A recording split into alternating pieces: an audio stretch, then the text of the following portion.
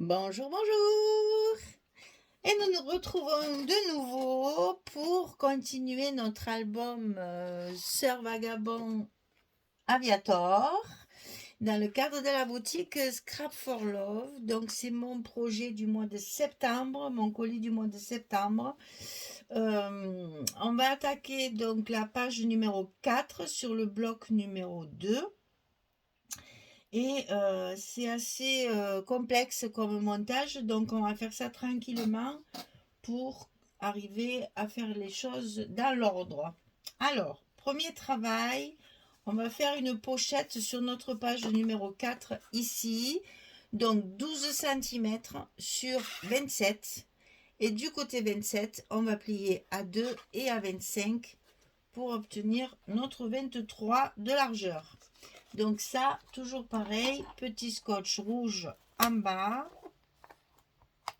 et une pochette de 12 cm. Vous voyez qu'on va avoir la possibilité d'y mettre une carte si on veut dessus supplémentaire pour faire un espace photo supplémentaire. Chaque fois que je peux, je fais ça. C'est toujours bon à prendre une place supplémentaire. Alors, hop, on enlève le rouge et la pochette, elle est collée. Alors, ici, on va utiliser ce papier-là, hein, qu'on va mettre ici. Et on va y faire une cascade décalée. J'explique. La première cascade, elle va être collée directement sous le papier, comme ceci. Et la deuxième cascade, on va la glisser dans une fente ici, comme ceci. Ça va faire ça. D'accord? Donc, la cascade, 18 sur 11, et on plie à 16. Et ça, on le fait deux fois. 18, 11, on plie à 16. On le fait deux fois. Et ici, on va faire notre fente ici. Alors, je vous donne les mesures parce que je n'ai rien marqué. Voilà, j'ai mis 1,5 ici, sur le côté. Et elle est à 4 cm et demi. Ici, 4 cm et demi. Ici, 1,5. Et bien entendu, j'ai coupé 11 cm de largeur de carte. Et elle va être comme ceci. Et l'autre sera directement collé sous le papier à 1,5 cm également, comme là. Ça va nous faire ça sur la pochette. D'accord? Allez, on va commencer par ça. Alors, ici, on la met bien en place pour qu'elle soit bien droite. On la colle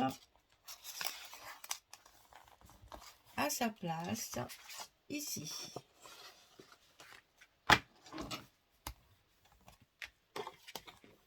Et ensuite, on n'a plus qu'à coller l'autre à 1,5 cm du bord que je n'ai pas marqué. 1,5 cm. Et pareil, on va la coller ici, directement sous le papier. Ah, ben décidément. Donc, toujours pareil, je vais enlever mon scotch que j'ai déjà positionné.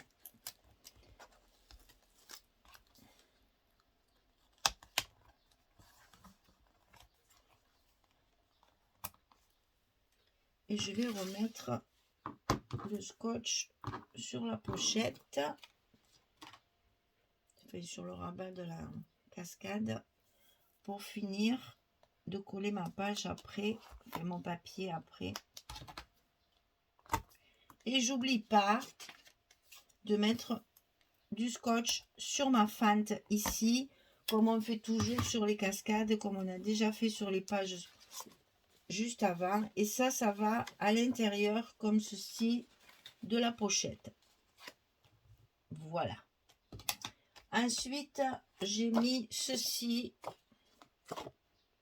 sur la pochette comme ceci. Et là, évidemment, qui dit pochette, dit carte. Donc, j'ai une carte de 16/11 qui sera à l'intérieur de la pochette. Comme ça. Alors, ensuite, on va couper notre rabat de droite. Alors, celui-ci, il fait 15,5 sur 26.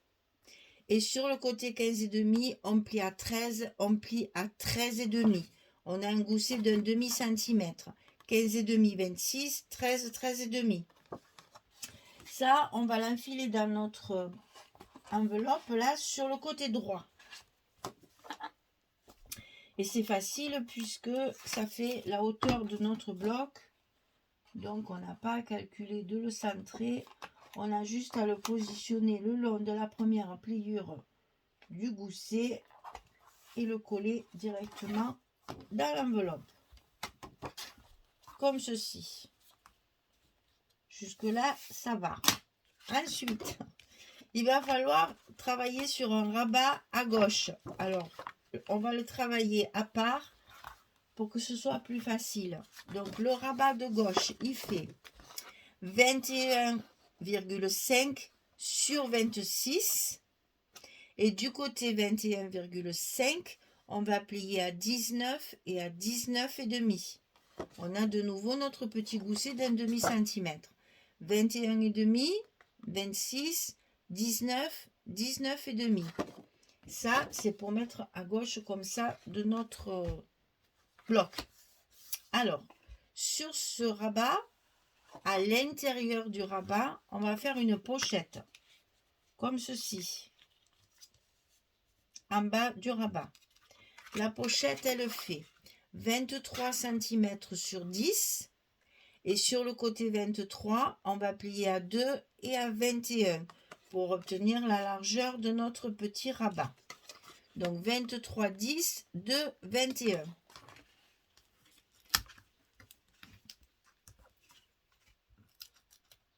Là, je l'ai fait que de 10 parce que j'ai utilisé des chutes de papier. Et donc, dans ces cas-là, on ne gaspille pas le papier qui nous reste et on fait la pochette en conséquence. Et ça, on le colle en bas de notre rabat de gauche.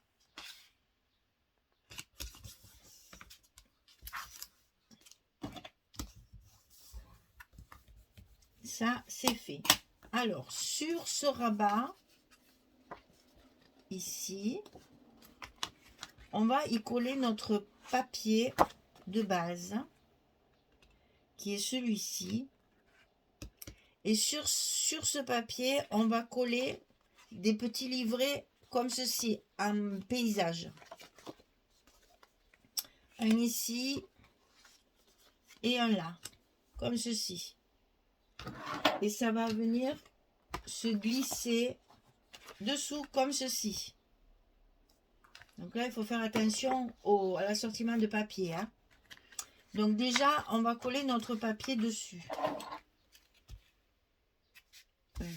Que je fasse pas de bêtises.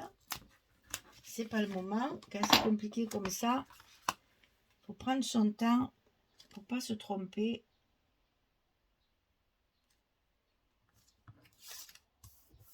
Voilà.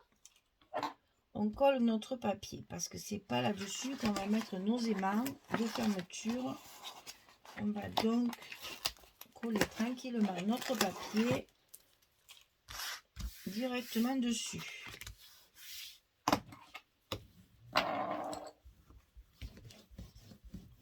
Voilà. Et donc, on va positionner nos deux petits livrets là. Donc, ils font 32 cm sur 11. 32 sur 11. Et sur le côté 32, on va plier à 16. D'accord? Plier au milieu, en fait. Hein. Ça, on le coupe 2 fois. Et ça, il va falloir le positionner, le centrer, en fait. Vous le centrez ici de chaque côté. Et vous le centrez sur la hauteur de votre page. Bon, là, je n'ai pas calculé. Je vous laisse faire. C'est quand même pas sorcier non plus. puis vous êtes certainement plus forte que moi dans les calculs. C'est pas difficile, je sais. Mais écoutez, hein, voilà. On en colle un. On sait que celui-là, il est en place. Et on n'a plus qu'à aligner l'autre bien centré. Et on va le coller également dessus. Voilà. Comme ça, je suis sûre que ça ne bouge plus. Je peux tranquillement décoller mes papiers pour finir de coller mes petits livrets sur ma couverture là de page.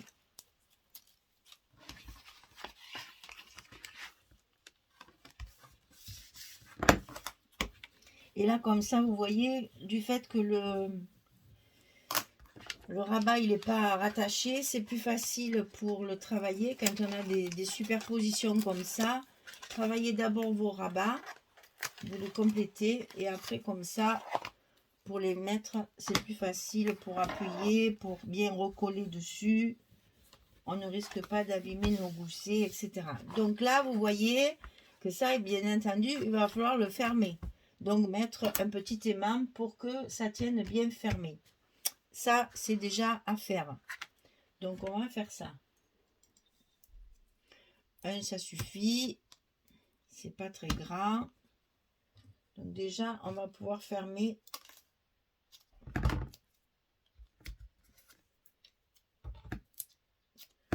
nos livrets.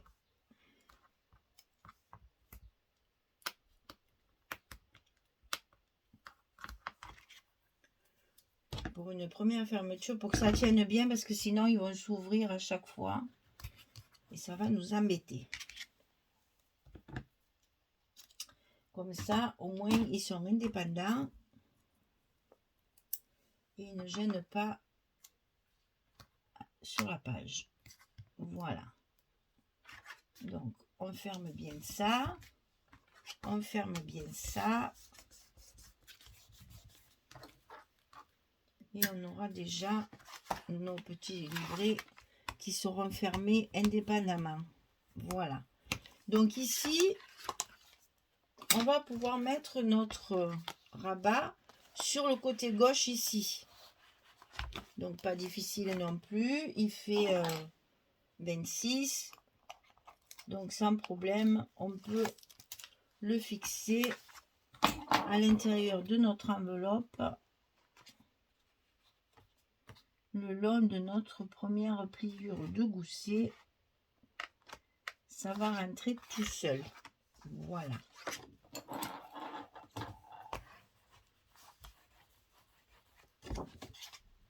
Voilà. Et ce livret, ce rabat, il est sous l'autre. Parce qu'ici, je me suis servi de l'horloge, qui est absolument magnifique. J'adore les horloges en plus. Alors, toujours pareil. Couper. L'autre moitié sera sur la page numéro 5. Et les découpes seront au milieu de notre accordéon. J'ai fait la même chose que pour l'autre. Hein. Donc ici, il va falloir fermer ce rabat, bien sûr, pour qu'il tienne bien fermé. Alors, pour nos petits livrets, j'ai prévu ce papier-là. Vous voyez, voilà, comme ceci. Alors, j'ai envie de mettre 2 petites aiguilles pour changer un petit peu et pour rappeler les aiguilles de l'horloge. Voilà, donc je vais le fermer avec des aiguilles et non pas des aimants, cela. Et c'est pour ça que je vais d'abord coller mes papiers, ici. Je vais positionner mes aiguilles ici, avec mon brad. Et comme ça, après, mon brad sera ici. Je pourrai coller mes papiers, d'accord?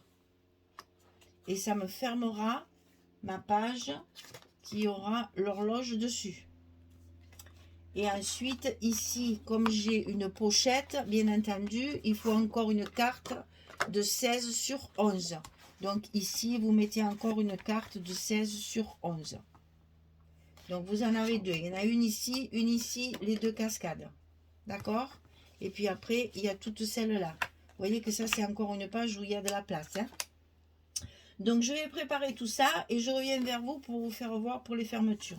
D'accord? Allez, à tout de suite. Voilà, alors je voulais vous montrer comment je mets mes petites aiguilles comme ça pour fermer ma page. Là, ça va très bien avec l'horloge en plus. Donc, j'ai donc mis mon papier ici. Je repère l'endroit où mettre. Alors, elles ont un sens, oui. Elles ont un sens, il faut faire attention. Voilà, vous allez mettre votre aiguille de façon à ce que le rond où il va y avoir le brad soit le plus près possible de la page. Vous voyez ici, l'espace que j'ai laissé entre mon rond de milieu d'aiguille et ici, pour que justement elle puisse pivoter facilement, pour que ça reste, que ça libère la page, mais en même temps pour qu'il y ait le plus de surface possible ici sur la page pour pouvoir bien fermer. D'accord? Donc alors je fais en sorte de mettre, d'abord je la mets au milieu, ça c'est mieux. Et ensuite je marque mon petit trou ici que je vais faire avec ma pointe. Donc je prends ma carte et je trouve là où j'ai fait ma marque. Je mets le petit brad, alors ils sont fournis avec les aiguilles, hein, c'est des Tim Holtz. Vous mettez votre petit brad dans le trou ici, on ouvre les ailettes derrière, on appuie sur les ailettes pour que ce soit bien appuyé. Et ici, on n'oublie pas de rajouter un bout de scotch sur le brad comme ça, pour justement éviter que les petites ailettes là elles viennent déchirer notre papier. Et ça, je ne l'enlève pas quand je vais mettre ma carte ici. Ça, je le laisse. Là, je l'enlève bien sûr, mais ça, je le laisse pour justement éviter que ça me déchire mon papier. Donc, je positionne mon papier là, mon espace photo. Et je n'enlève pas la protection de mon brad pour que ça protège bien mon papier. En plus là c'est un espace photo, donc c'est très dommage de déchirer la photo quand même. Voilà, donc une fois que ça c'est fait, on peut, je vais finir de coller tout ça puisque j'ai tout fini. Donc on y va, on colle nos espaces photos pour terminer nos petits livrets. Comme ça, après la page, elle est terminée. J'ai tout collé.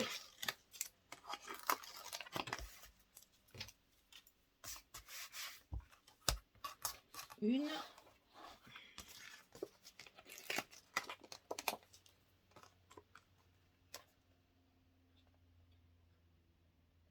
Et la page numéro 5 que nous ferons juste après. C'est une page miroir, donc elle est sensiblement la même, mais en miroir, donc il faut travailler en face.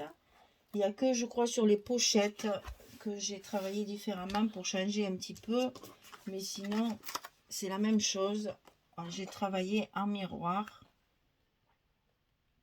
pour rajouter encore un effet d'optique, on va dire, pour les pages que je coupe en deux au milieu pour l'accordéon.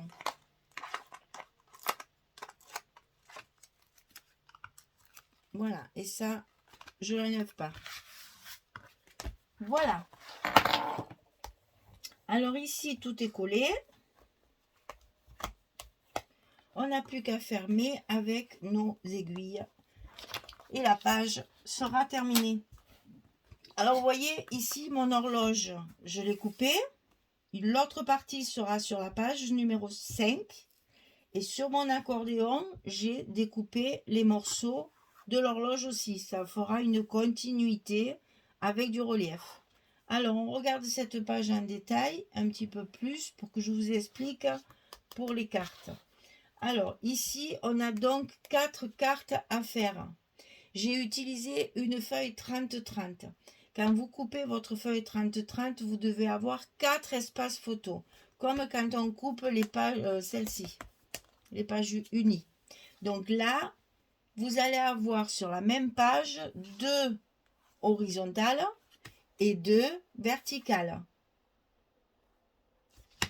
Ah, je vais essayer de vous expliquer ça mieux que ça. Attendez, je reviens.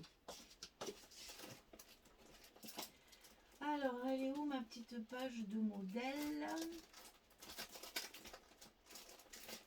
Voilà.